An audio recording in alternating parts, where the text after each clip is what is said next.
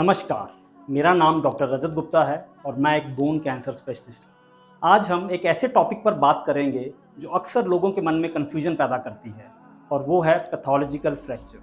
आज हम बात करेंगे कि आखिर पैथोलॉजिकल फ्रैक्चर होता क्या है, वो एक नॉर्मल फ्रैक्चर से कैसे अलग होता है, इसके इलाज इमरजेंसी होता है क्या और इससे हम कैसे बच सकते हैं और इसका इलाज कैसे होता है।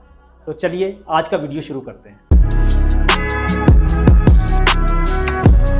तो सबसे पहले जानते हैं कि आखिर पैथोलॉजिकल फ्रैक्चर क्या होता है। जब भी किसी मरीज की हड्डी बिना किसी चोट के या फिर मामूली चोट से टूट जाए तो उसे हम पैथोलॉजिकल फ्रैक्चर कहते हैं। अब मामूली चोट से हमारा मतलब है कि पेशेंट चल रहा था और एकदम उसको स्लिप हुआ पैर और हड्डी टूट गया, या फिर पेशेंट ने करवट बदली और वो हड्डी टूट गया, पेशेंट को हल्की सी गेंद लगी और उसको हड्डी टूट गया, या फिर वो साइकिल से गिरा तो उसका हड्डी टूट गया। तो ऐसे मामूली चोट से या बिना किसी चोट से होने वाले फ्रैक्चर को हम पैथोलॉजिकल फ्रैक्चर कहते हैं। और जो हम रेगुलर फ्रैक्चर सुनते हैं उसे हम ट्रॉमेटिक फ्रैक्चर कहते हैं, जो कि एक मेजर एक्सटेंट के बाद होता है, जैसे कि किसी का मोटरसाइकिल से एक्सीडेंट हो गया, कोई छत से गिर गया।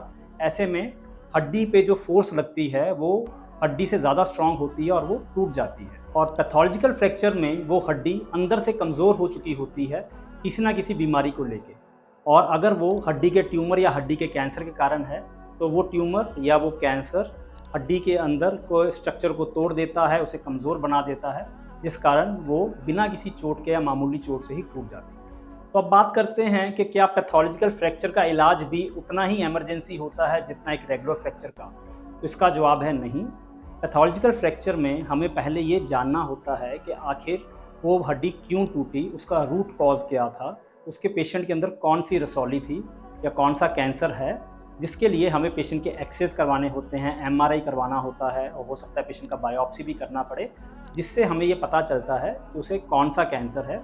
और फिर उसका पूरा एक ट्रीटमेंट प्लान बनता है जिसमें कि उस कैंसर का इलाज और उस कैंसर का ट्रीटमेंट होता है।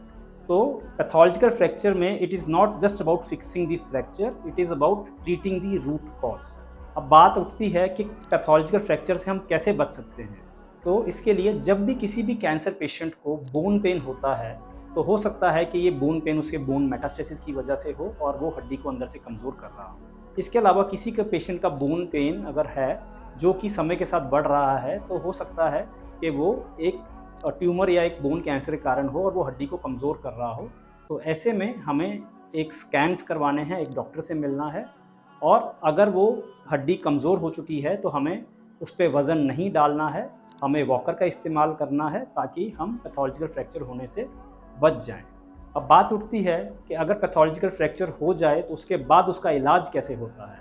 तो ऐसे जब भी किसी पेशेंट को पैथोलॉजिकल फ्रैक्चर होता है तो हमारा पहला मकसद होता है पेशेंट का पेन मैनेजमेंट, ताकि उसका दर्द ख़त्म किया जा सके। साथ ही साथ हम पेशेंट को इन्वेस्टिगेट करते हैं कि वो आखिर पैथोलॉजिकल फ्रैक्चर कौन सी रसौली या कौन से कैंसर की वजह से हुआ है, जिसके लिए पेशेंट को MRI, PET CT स्कैन या फिर बायोप्सी लगती है। तो जैसे ही हम उस कैंसर का ट्रीटमेंट प्लान बनाते हैं तो उसके लिए पेशेंट को कीमोथेरेपी, साथ ही साथ उस पर्टिकुलर फ्रैक्चर के लिए कोई ना कोई सर्जरी या दवाइयाँ, जैसा भी उस पेशेंट को होगा वो हम पेशेंट को एडवाइस करते हैं। तो अगर आप भी अपने किसी ऐसे रिश्तेदार को, किसी परिचित को जानते हैं जिसको अनएक्सप्लेन्ड बोन पेन हो रहा है या फिर हड्डी फ्रैक्चर हुई है बिना किसी चोट के या ट्रॉमा के, तो ये किसी मेजर बीमारी का एक संकेत हो सकता है।